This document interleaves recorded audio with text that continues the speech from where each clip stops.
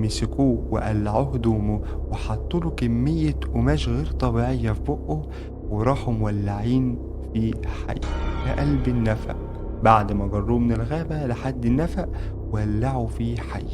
الشباب اللي عملوا كده كانت أعمارهم ما بين 16 و 19 سنة، والأغرب بقى إن هما كانوا بيتفاخروا إن هما عملوا حاجة زي كده، ولكن الناس ما كانتش مصدقة.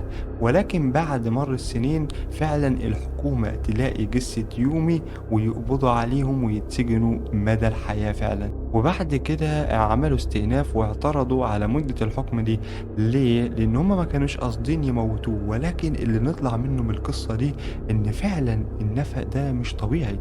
النفق ده بيخلي الناس لما تخشوا يعملوا حاجات غير إرادتهم تماما، وبسبب كمان العمال اللي ماتوا قبل كده في النفق ده، وإن الناس لحد النهاردة بتسمع من القرية دي أصوات العمال دول وهم بيصرخوا.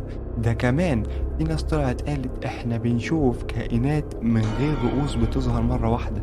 ده غير إن أنت لو شخص عادي وداخل النفق ده بتحس برعب غير طبيعي حتى لو انت مش عارف قصة النفق.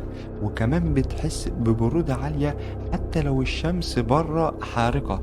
وطبعا من بعد الكلام ده ومن بعد القصص دي بدأت تنتشر، الحكومة قررت هنا ان هي هتقفل النفق ده نهائي وتعمل نفق تاني جديد جنبه، بحيث ان الناس تنسى كل حاجة عن النفق القديم ويبتدوا يعيشوا حياتهم من جديد في النفق الجديد. ولكن طبعا العصابات بدأت تسيطر على النفق الجديد ده. طبعا انت هنا هتسأل نفسك سؤال او هتكون عايز تطرح عليا سؤال: هي ايه مصير القرية اللي حصل فيها كل كمية الرعب ده؟